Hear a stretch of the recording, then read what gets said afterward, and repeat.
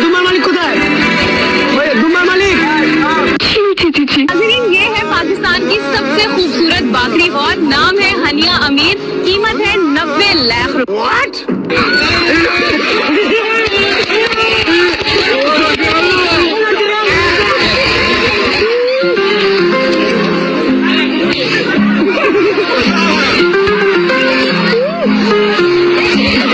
मेरा हिंदू भाइयों, जय श्री राम, अस्सलाम वालेकुम।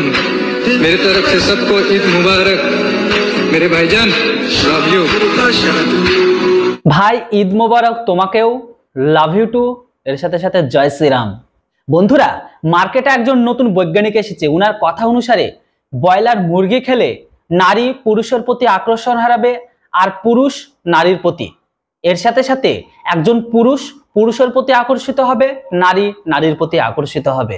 ব্রয়লার মুরগি যে খাবে, এই মুরগি খেতে খেতে দীর্ঘদিন খেলে পুরুষ নারী থেকে আস্থা হারাবে, আকর্ষণ হারাবে, নারী পুরুষ থেকে আকর্ষণ হারাবে, পুরুষ পুরুষের প্রতি আকৃষ্ট হয়ে পড়বে, নারী নারীর প্রতি। তাহলে সেই হিসেবে তো আজকালকার দিনে রেস্টুরেন্ট আর কেএফসি তো সেটাকে তো বলাই চলে যে প্রেম তৈরির পাওয়ার হাউস। অনেকে মনে করেন পোল্ট্রি মুরগিকে দ্রুত বৃদ্ধি করার জন্য তাদের ওপর হরমোনকে পুশ করা হয়, কিন্তু বাস্তবতা হলো যে পোল্ট্রি মুরগির বাণিজ্যিক ফার্মগুলিতে তাদের উপর জেনেটিক কিট আর উন্নত খাবার ব্যবস্থাকে দেয়া হয়। বলেন কি? বাজার থেকে যে সমস্ত পোল্ট্রি মুরগিগুলোকে আমরা কিনে আনি বা খাই, সেগুলোকে বৈজ্ঞানিকরা বিভিন্ন রকম ভাবে ভেরিফাই রিসার্চ করে তারা জানতে পেরেছে সেই সমস্ত পোল্ট্রি মুরগিগুলোতে কোনো রকম ভাবে হরমোনকে ইনজেক্ট করা হয় না। বিষয়টা একটু ব্যাখ্যা করবেন? পুরুষের দেহে টেস্টোস্টেরন আর নারীর দেহে প্রোজেস্টেরন, এই দুটো হরমোন একে অপরের যৌনকে আকর্ষিত করার জন্য সবথেকে গুরুত্বপূর্ণ ভূমিকাকে পালন করে।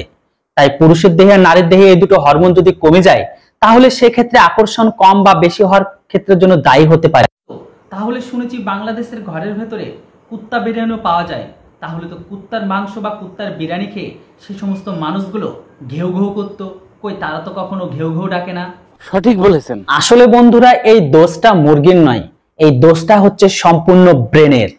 কেননা মুরগির মাংস কখনো পার্টনার চয়েস করে দেয় না, মুরগির মাংস শরীরে প্রোটিন দেয়। আর বর্তমান সময়ে পার্টনার চয়েস আর সেক্সুয়াল ব্যাপারটা সেটা সম্পূর্ণ ডিপেন্ড করে একজন মানুষের হৃদয় আর সম্পূর্ণ হচ্ছে ব্রেন, এই দুটো জিনিস কার্যকারিতা পালন করে। কখনো মুরগির মাংস খেলে পার্টনার চয়েস আর সেক্সুয়াল লাইফে কোনো এফেক্ট পড়ে না। তাই আবারও বলছি, এটা মুরগির মাংসের দোষ নয়, এই ফলটা হচ্ছে সেই সমস্ত ব্যক্তির ব্রেনের। বাংলাদেশের ঘরের ভেতরে হুজুরদের কথাবার্তার শোভা দেখে মনে হয় তারা এই সমস্ত বিষয়ে পিএইচডি করে রেখেছে। বর্তমান সময়ে তাদের বক্তব্য, নারীদের জন্ম হয়েছে শুধুমাত্র বাচ্চা ফোটানোর জন্য। শুনে নিন। এই কথা বলে যে নারীদের কাজ কি শুধুমাত্র বাচ্চা ফোটানো? তুমি এটা বুঝো না নারীদেরকে আল্লাহ বানাইছে কেন? বাচ্চা ফোটানোর জন্য আল্লাহ ওদেরকে বানাইছে। এই পৃথিবীতে নারীর জন্ম হয়েছে শুধু বাচ্চা ফোটানোর বা বাচ্চা জন্ম দেওয়ার জন্য নয়, বরং পৃথিবীটাকে তৈরি করা। নারী ছাড়া ঘর হোক বা সংসার সবটাই অচল। মুরগি কি ফোটায়? বাচ্চা ফোটায়। যদি কোনো মুরগি দেখেন ডিম পারে না, কি করেন? জবাই করে খেয়ে ফেলেন। গরু আল্লাহ তাআলা দিয়েছে কিসের জন্য? বাচ্চা দিবে। আর কি জন্য? দুধের জন্য। যদি দেখেন যে গরুর বাচ্চা হওয়া বন্ধ হয়ে গেছে, গরুকে কি করে? পুষে জবাই করে ফেলে। তারপরে আপনার একটা গাছ খুব ভালো ফল দিচ্ছে, 3 বছর পর আর ফল হয় না, কি করেন?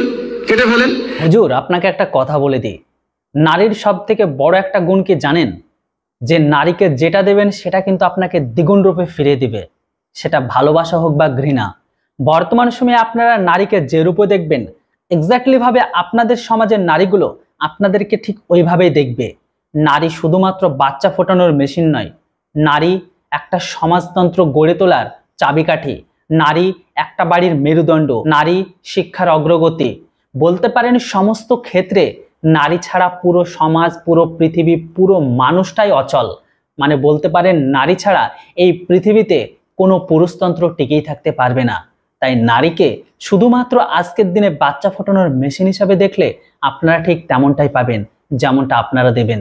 এই কথা বলে যে নারীদের কাজ কি শুধুমাত্র বাচ্চা ফোটানো?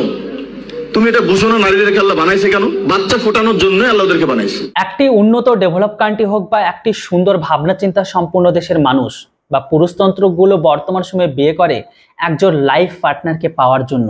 হ্যাঁ, কিন্তু বর্তমান সময়ে বাংলাদেশের ঘরের ভেতরে এই সমস্ত মাদ্রাসা ছাপ হুজুর আর সেই দেশে মাদ্রাসা ছাপ ছাত্রগণ বা মাদ্রাসাগণ পুরুষতন্ত্র তারা বিয়ে করে মেয়েদেরকে শুধুমাত্র যৌন দাসী হিসাবে, কাজের বিটি হিসাবে আর শুয়োরের বাচ্চার মতো বাচ্চার জন্ম দেওয়ার জন্য। ডেভেলপ কান্ট্রির একটা ছেলে বিয়ে করে কারণ তার একটা জীবন সঙ্গী দরকার, আমাদের দেশের ছেলেরা বিয়ে করে তার কারণ তার একজন যৌন দাসী, কাজের বেটি আর বাচ্চা পয়দা করার মেশিন দরকার। বাংলাদেশের মাদ্রাসা ছাপ কাংলুরা একসাথে 5টা 6টা 7টা করে বিয়ে কেন করে জানেন? আমি জানতাম না, এই ভিডিওটা দেখে জানলাম।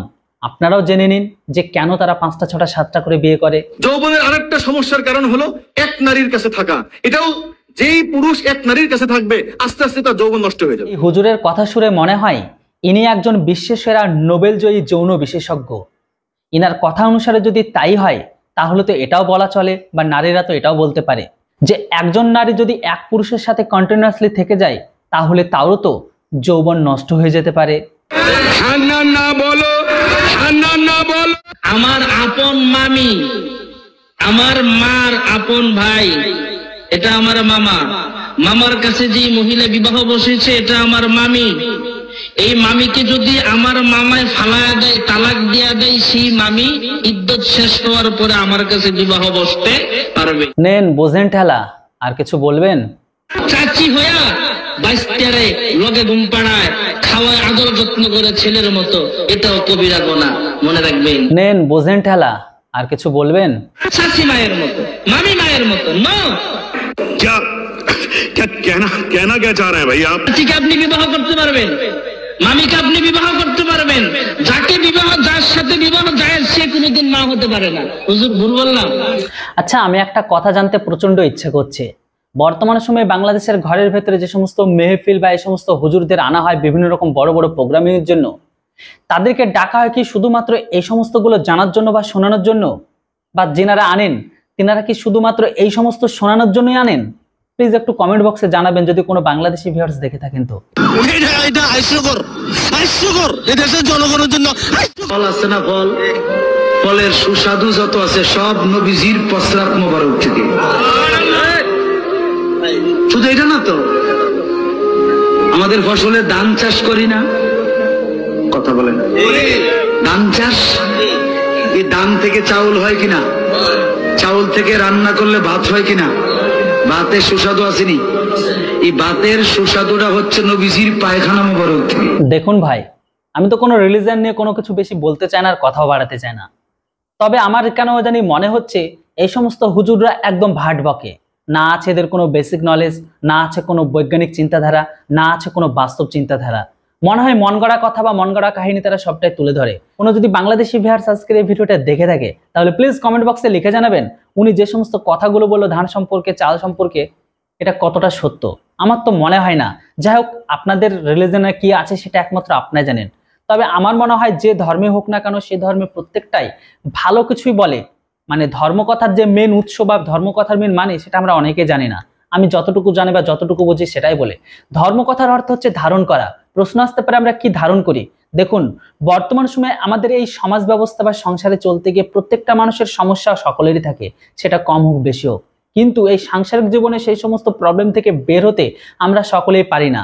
যখন আমাদের লাইফে সমস্যা চলে আসে তখন আমরা এটা ভাবি কি করে বের হব, কিন্তু ওই টাইমে খারাপ চিন্তাগুলো বা যত অশান্তিকর মনোভাবগুলো তখনই কিন্তু আমাদের মাথার মধ্যে চলে আসে।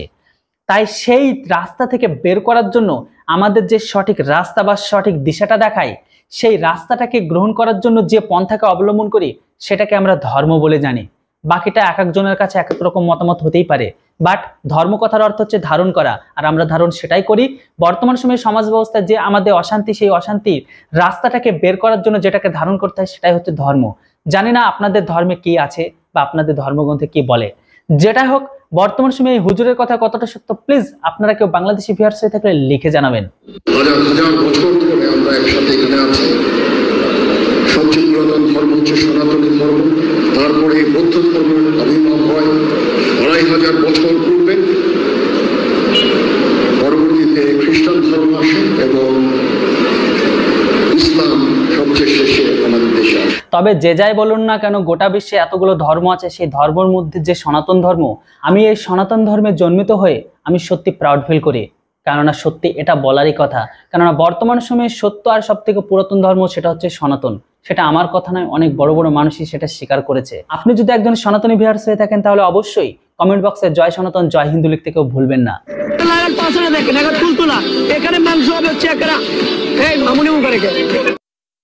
লক্ষ লক্ষ টাকা খরচ করে বর্তমান সময়ে বিজনেসিং আর মার্কেটিং যে কোর্স আছে সেগুলো না করে এই বাংলাদেশিদের কাছে থেকে কিছু শেখা উচিত।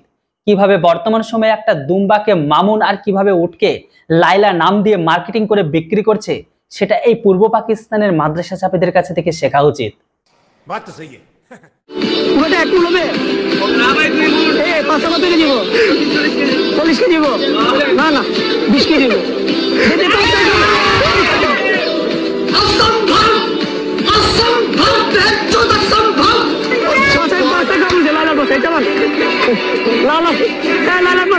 লাইলার পদটা এতটাই সুন্দর ছিল যে মামুন আর চুপ থাকতে পারেনি, তাই ফাইনালি লাইলার পদের উপর কামড়টা বসিয়ে দিয়েছে।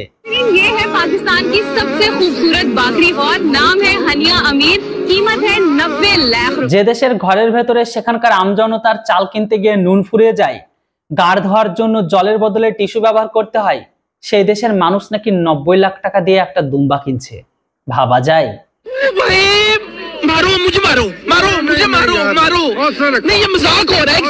কাংলুদের আজকের লুঙ্গি খোলা ভিডিওটা কেমন লাগলো আপনাদের? অবশ্যই কমেন্ট বক্সে আপনাদের মূল্যবান মতামত লিখে জানান। আর হ্যাঁ, আপনি যদি চ্যানেলটিতে প্রথমবারের জন্য হয়ে থাকেন তাহলে ছোট্ট একটা লাইক করে সাবস্ক্রাইব করবেন, কেননা এটা সম্পূর্ণ ফ্রি, এর জন্য কোনো পেমেন্ট দিতে হয় না। এর সাথে সাথে আপনার ছোট্ট লাইক কমেন্ট শেয়ার আমাকে ইন্সপায়ার করে এরকম টাইপের কাংলুদের নিয়ে রোস্টিং ভিডিও বানাতে। তবে আজকের ভিডিওটা আমি এখানে শেষ করলাম, আবারও খুব তাড়াতাড়ি দেখা হচ্ছে কাংলুদের নিয়ে নতুন একটি রোস্টিং ভিডিওতে। ততক্ষণে আপনারা সকলে সুস্থ থাকবেন, ভালো থাকবেন। Thanks for watching. জয় হিন্দ, বন্দে মাতরম।